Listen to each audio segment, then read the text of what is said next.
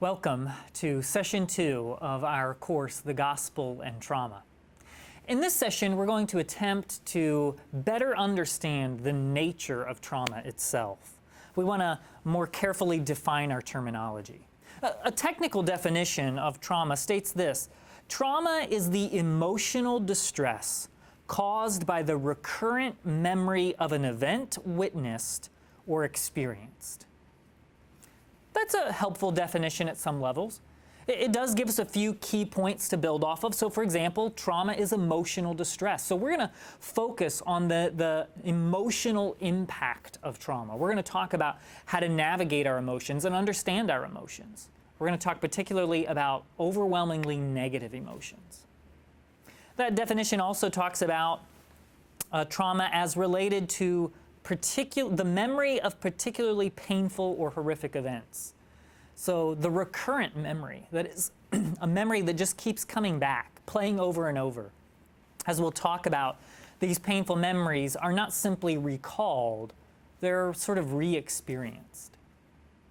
And then it talks about this memory as something witnessed or experienced. So trauma deals with our experience, but it can be our experience of pain that happened to us, of distress that happened to us, or of distress that we witnessed happening to someone else. We could probably expand our definition a little bit to include a couple of other features like the cognitive impact of trauma. While trauma is defined here as emotional distress, it does impact our ability to reason well, our ability to understand and comprehend certain things. It creates confusion in the mind. It has some cognitive impact. We can also speak about some distinctions in types of trauma. We can talk about ongoing or chronic trauma, and we can talk about complex trauma. There are other types of trauma than what we traditionally talk about in terms of an event. So in complex trauma, the event is not singular, it's a series of events. It can even be a sort of lifestyle, a way you experienced life as a child, perhaps. These sorts of patterns of trauma. Chronic trauma, or ongoing trauma, refers to distressing events that are present right now. They're things that we are experiencing regularly in the day in, day out. Our definition gives us some helpful cues, but it doesn't tell us the whole picture. It doesn't talk about the daily impact of trauma, living with this experience. It can also be a little vague. What exactly does emotional distress look like? How does that feel? What should I anticipate if I'm going through this experience? In this session, I want to begin to unpack the impact of trauma more carefully and in more detail. And I want to discuss the way trauma impacts our sense of time, our sense of our own body, and our sense of words. I want to talk about these three things particularly as specific and pointed impacts that trauma has on us. So let's start by considering the way that trauma impacts a person's sense of time. We understand time within those three common categories of past, present, and future. We all experience time this way. But trauma has a way of dismantling those categories, sort of merging them all three into one. Traumatic experiences in the past seem persistently invading the present. They seem to cloud the future, making it unrealized or unattainable or unrealistic or perhaps even just foggy and out there somewhere in the distance. We can feel, if we are living through traumatic memories, we can feel as though the past is happening right now and the present doesn't exist. We can feel like the future is hopeless and beyond our reach, as if we will never overcome these experiences. We will never be able to get out of these haunting memories. For some of you who work on the hospital floor during COVID-19, you might be thinking, I just feel like I can never turn my brain off. I feel like I can never escape the presence of the hospital floor. I'm always thinking about it. There's a case study and a really wonderful psychological work on trauma. There's a case study of a woman who had had a traumatic experience in her childhood and who, at present, was sitting in church, doing what she had always done, and she was listening to her pastor prepare the congregation for communion. And communion is this event where Christians remember the death of Jesus. And so they partake of a piece of bread and a glass of a cup of juice or a cup of wine as a reminder of the broken body and the blood of Jesus. And this woman had been through many such services of communion, and she sat in service listening to the pastor describe the broken body of Jesus, describe the blood of Jesus in these elements as they were sort of symbolically reminding us of Christ's sacrifice, and she was triggered. She was reminded of this past experience that came flooding on her, and though she had heard the talks about communion many times, at this moment, at that service, she began to have this memory of the past, and she began to have an anxiety panic attack right there in church.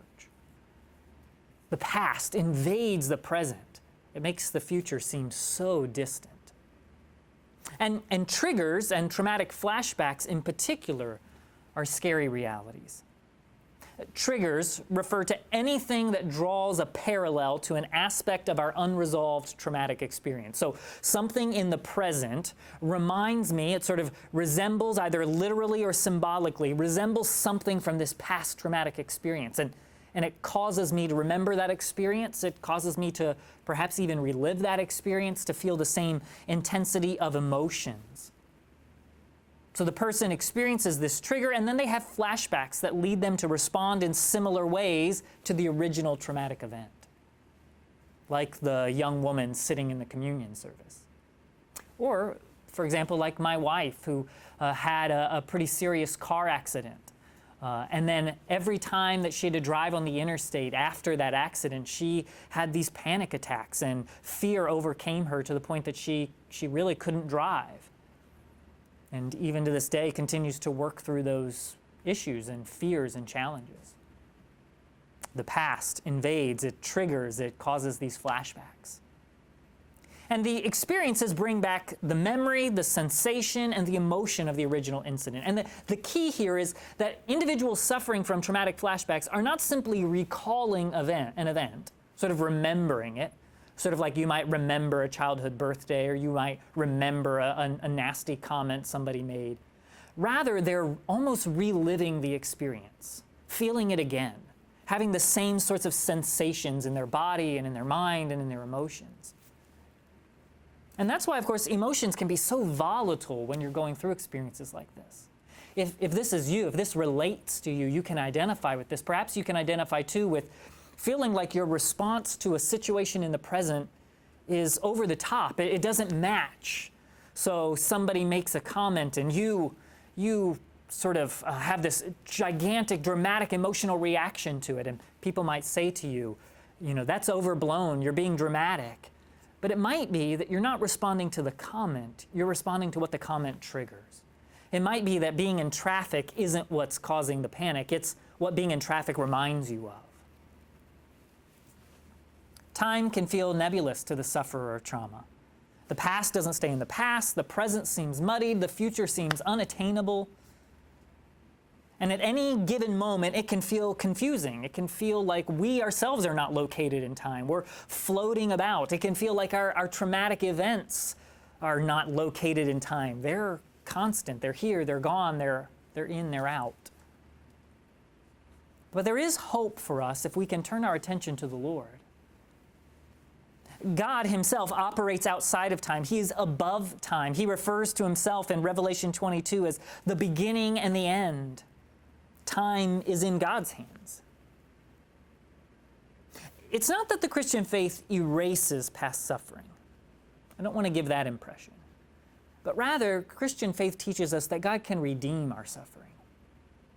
God seeks to use our pain to produce good. So Romans 8:28 teaches us that. God may not erase something painful from your past, but he can turn it into something good, new. The technical term for this is sometimes called post-traumatic growth. In later sessions, we're going to talk about that. But at the present, it's valuable just to point out that good can come out of bad. In fact, God likes to use painful things for redemptive purposes. Through our painful experiences, God may open new doors and new avenues to experience His grace or to serve Him or to live a new life, to develop character that we hadn't had before. The Bible depicts this in a number of ways. Think of something like baptism. Baptism, Paul talks about in Romans 6, as we were buried with Him in baptism and raised to walk in newness of life. The old dies, the new is reborn. There is death, there is life. The gospel in particular depicts this. For the gospel is in reality the intrusion of a painful past event into the present. That is, the crucifixion of Christ, His death in the past, is invading our present world to bring redemptive purposes. God using something wicked and awful to bring about something good, namely the salvation of sinners. Now, this is exceedingly difficult to accept in the midst of painful experiences. If you are in the midst of ongoing chronic trauma, it's difficult to see how something good can come out of what I experience. One of the things that makes chronic trauma or ongoing traumatic experiences so difficult to navigate is that what we need to navigate trauma is safety and stability, and trauma doesn't allow us to get that. And so it can often be very difficult to see any good in the midst of horrific experiences. The Bible encourages us to try to reframe our experiences in light of God's redemptive narrative. Now, we're going to talk about that in a later session and go through actually how to do that. But the idea here is to see and believe that something good can come from something that is terrible. And just because we don't understand it doesn't mean it's impossible. It requires faith. And the gospel is our evidence and encouragement to believe it. For out of something bad, God has produced something good. Let's talk about trauma's impact on the body. Trauma impacts our sense of our own body in two primary ways. One, it can impact us through sort of self-hatred of our body or aspects of our body, or it can impact us in the sense of dissociation. And I'll define that terminology for us. For some, trauma can tempt them to hate their bodies, not simply to hate the way they look, but to become angry with their own physicality. So to become angry with their hands or their face or their hair or their genitals or their whole body. And those things can become so identified with specific pain or specific trauma that they become angry with themselves or angry with those parts of themselves. They may blame their body for certain traumatic experiences. Or they may become angry with the way they responded. So perhaps you responded to a traumatic experience with just sort of frozen fear. And it can become this thing where we obsess and fixate on ourselves and become angry with ourselves, our own physicality. Why did I do that? Why did I respond that way? They don't simply hate themselves. It's not that specific. It's not that general. It's very much specific. They hate specific parts of themselves, specific parts of their bodily form or function. For others, however, trauma can cultivate a sort of dissociative response that makes them feel completely disconnected from their body. In this case, while a person knows it's their body, they don't feel at home in their body. Well, they know that this is their hand or their voice, but it just doesn't feel like it's their hand or their voice. Or perhaps they have no feeling at all. They feel just numb, disconnected, detached from themselves. They don't have sensation in their body anymore. They don't feel things. They don't respond to things. So in the moment of trauma, our brain tends to help us overcome stress. So in the moment of trauma, my brain may shut down parts of my experience so that I'm not overwhelmed by the trauma. I may feel emotionally numb, or I may feel disconnected from aspects of my body. But what starts as a defense mechanism in stressful and distressing situations can become a sort of maladaptive response. But God offers hope and help because God cares about our bodies too.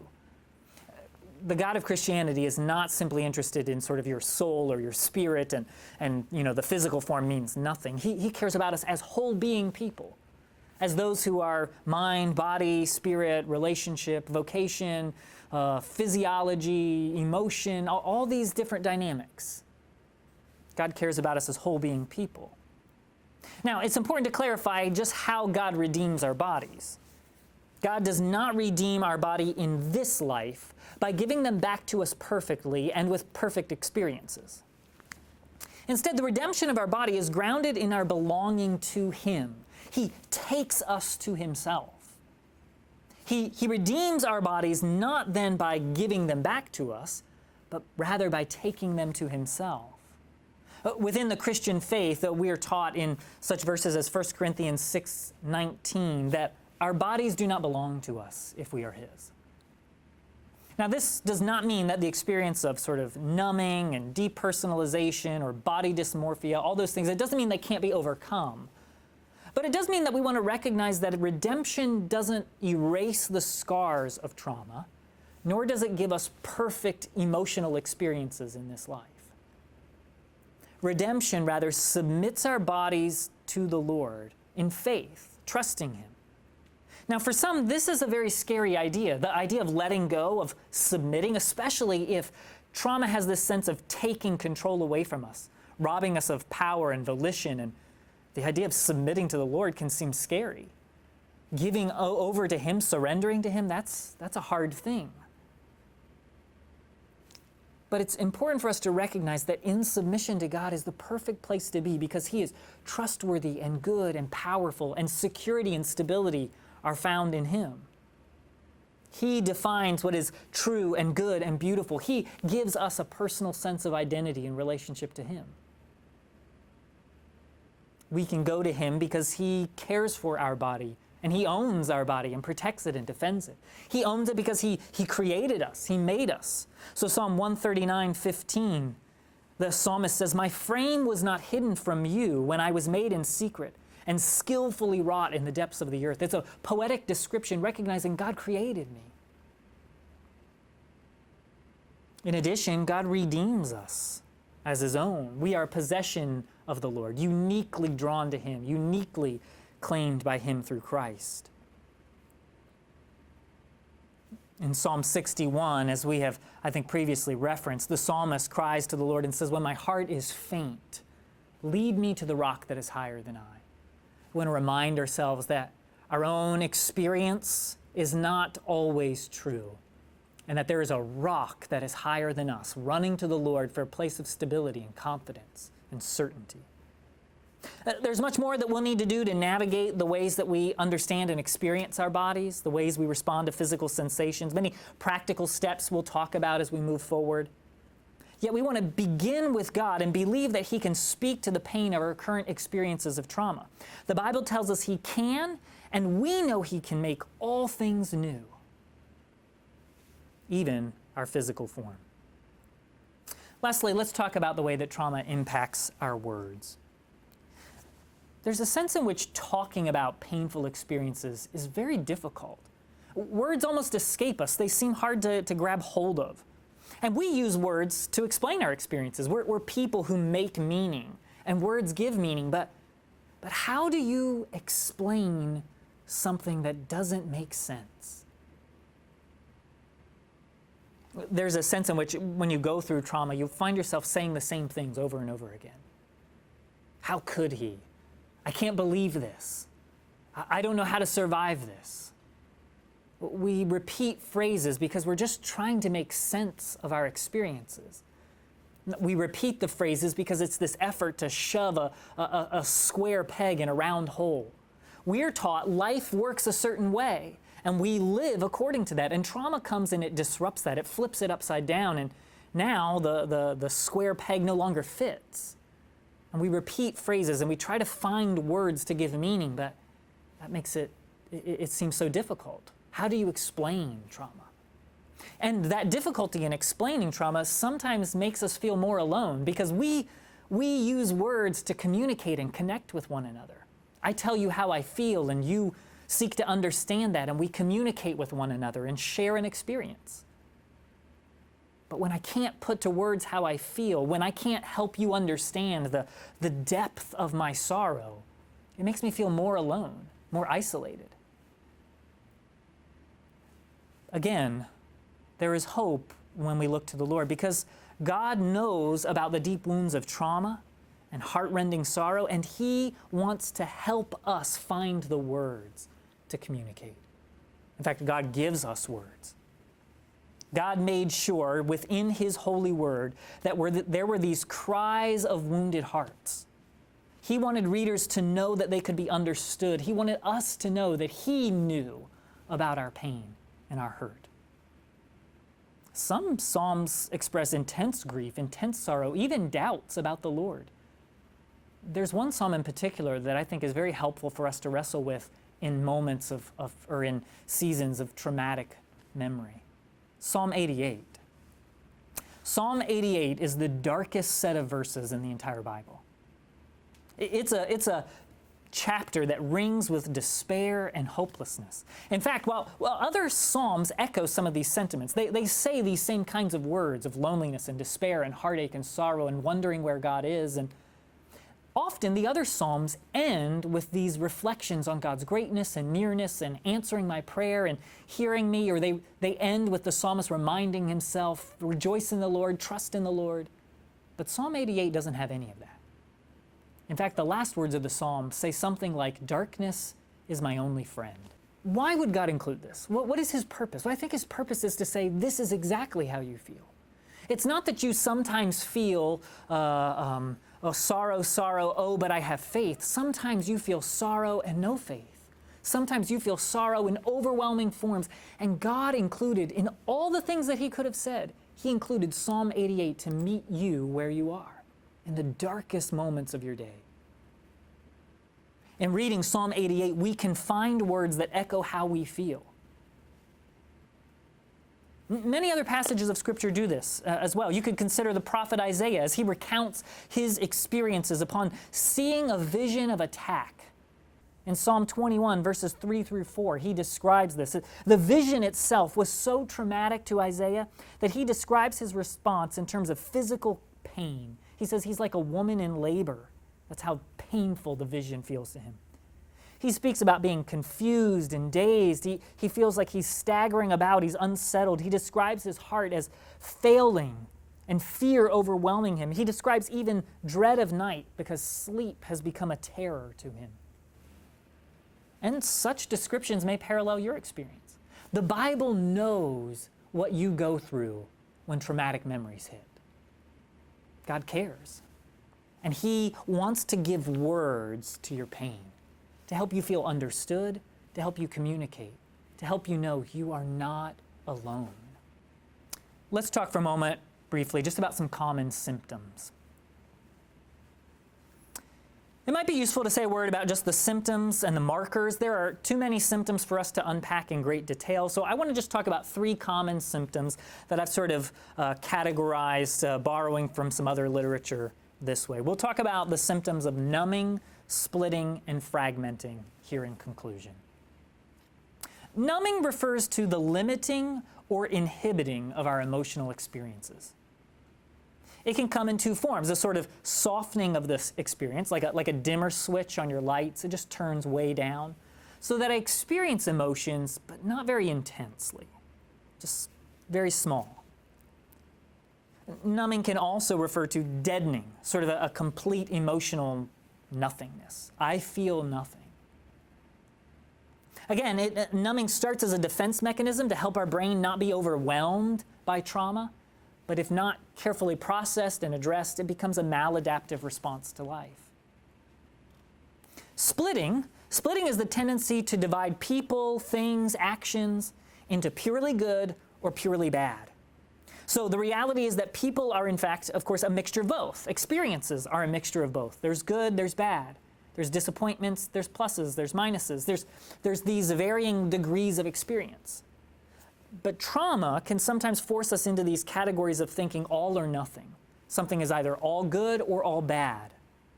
And there's this complete polarization in our mind. This can often result in extremes of thinking about expectations.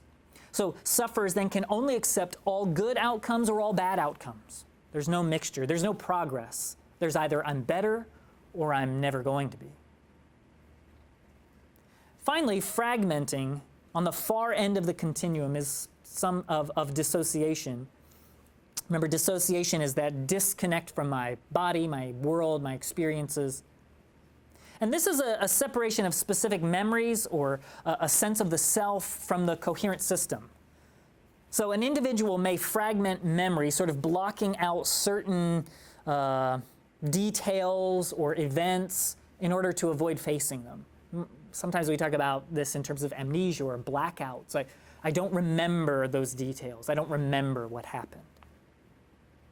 Or an individual may separate aspects of themselves, either manifesting sometimes in multiple personalities or depersonalization, derealization, this sense of disconnect from my world. While each of these summaries of symptoms can be serious, my encouragement to you is that there is hope with Jesus. There is hope with the God of the Scriptures. And as we look to our lessons next week, we're going to explore in more detail how Jesus meets us to help us, what Jesus offers to sufferers of trauma. As you're preparing now to unwind and to move yourself away from this lecture, let me take just a moment to help you take a deep breath and not take all the baggage of this conversation with you. So, I would encourage you, get to a place where you're comfortable. Once again, put your feet firmly on the floor so you can feel the floor beneath you. Put your hands just on your knees. Rest your hands there. If you want to, you may close your eyes. If closing your eyes is distressing, just pick a spot on the floor and focus your attention there. And then we're going to take a deep breath in through the nose and hold. Breathe in for 4 seconds. So in through the nose, 1, 2, 3, 4. Hold, 1, 2, 3, 4, 5, 6, 7. Out, 1, 2, 3, 4, 5, 6, 7, 8. That's great. We're going to do the same thing. We're going to breathe in through the nose, out through the mouth. Breathe in 4 seconds, hold for 7, breathe out for 8. Breathe in, 1, 2, 3, 4. Hold, 1, 2, 3, 4, 5, 6, 7. Breathe out, 1, 2, 3, 4, 5, 6, 7, 8. Great. Now feel the floor beneath your feet. It's firm. You have a solid foundation underneath you. Perhaps feel whatever texture you're standing on or sitting on. Notice the pressure up through your toes, the balls of your feet, through the arches of your feet, and into your heel. And as you're sitting, let me share with you these words from Psalm 84. And focus on these words, picture these images. For the Lord God is a sun and a shield. The Lord bestows favor and honor. No good thing does he withhold from those who walk uprightly. O Lord of hosts, blessed is the one who trusts in you. Trust in the Lord, friends.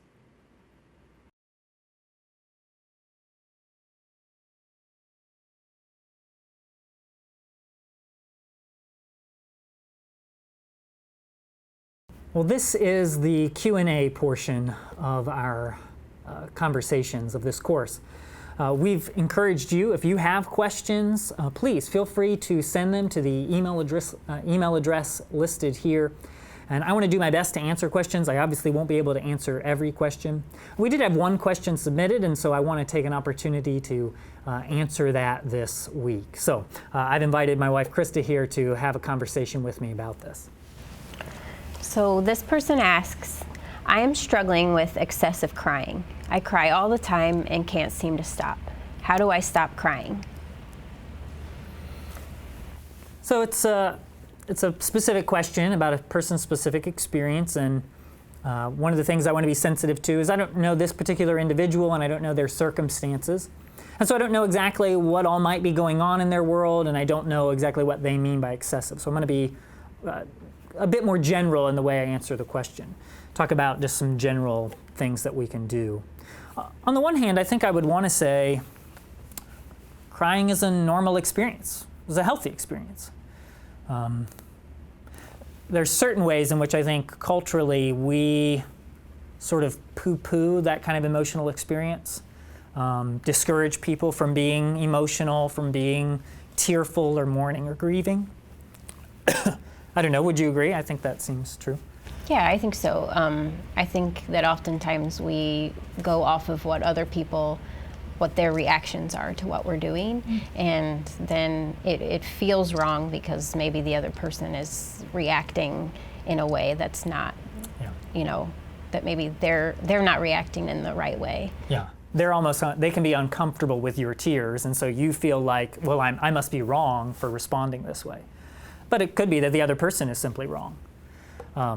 And I think this is particularly true, and you correct me, you would know better than I would, but I think this is particularly a pressure put on women even more so than, well, it's probably uniquely put on women. I think men have the experience that men are supposed to never cry, and so we just don't. We kind of store it up and build it and push it down. But I think because women are more free sometimes in that, they're almost ridiculed for being too emotional and not being very reasonable and rational and being too dramatic. And so women can feel this pressure that they need to operate in similar ways to men, be less emotional. Yeah, and I think on the other hand, as you're saying, like then men are put in the position where they feel like they shouldn't be doing that, and anyone that's looking at them or reacting to them is making them feel like, well, this is wrong because I'm a man and I shouldn't be doing this. But emotions are a normal, healthy experience. Tears are a normal, healthy experience. We see in the Bible, Jesus wept. That's a very famous passage about Jesus' grief over the loss of a friend. So emotions are normal, healthy, right, good experiences. And tears in particular, in light of distressing situations, tears are the right response. So in one sense, I would want to say to this person, don't be too hard on yourself about crying. Crying is a normal, good thing. And it's a way that you are attempting to process some of the pain of your experience.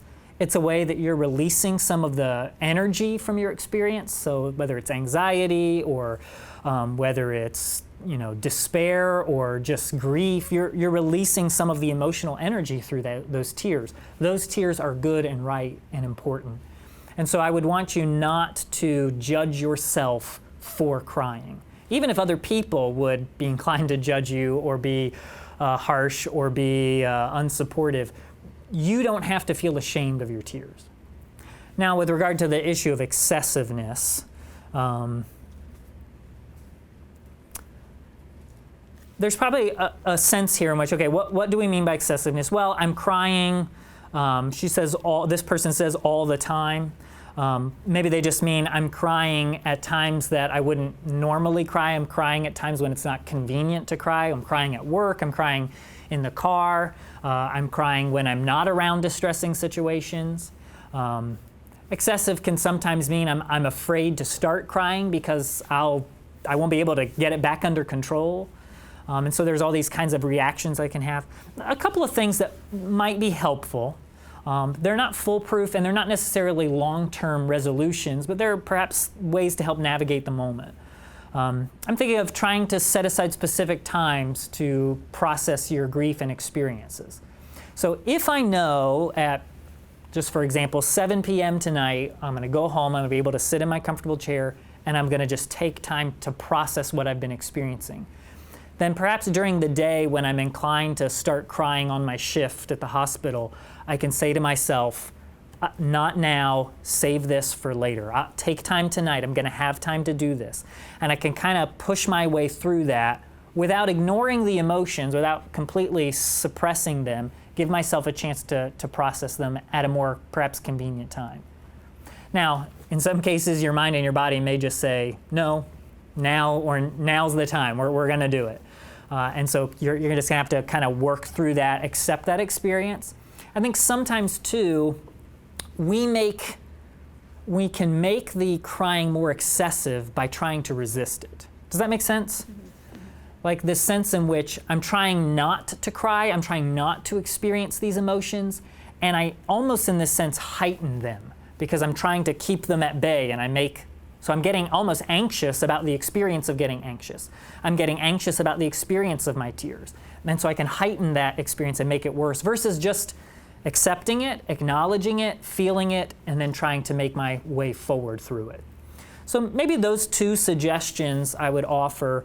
One, set aside a time to process and grieve so that you can say not now but later. Or just acknowledge it, experience it, so that instead of trying to resist and fight it, accept it, and then start to make steps forward as you have experienced it. Does that sound reasonable? Does that make sense? Yeah.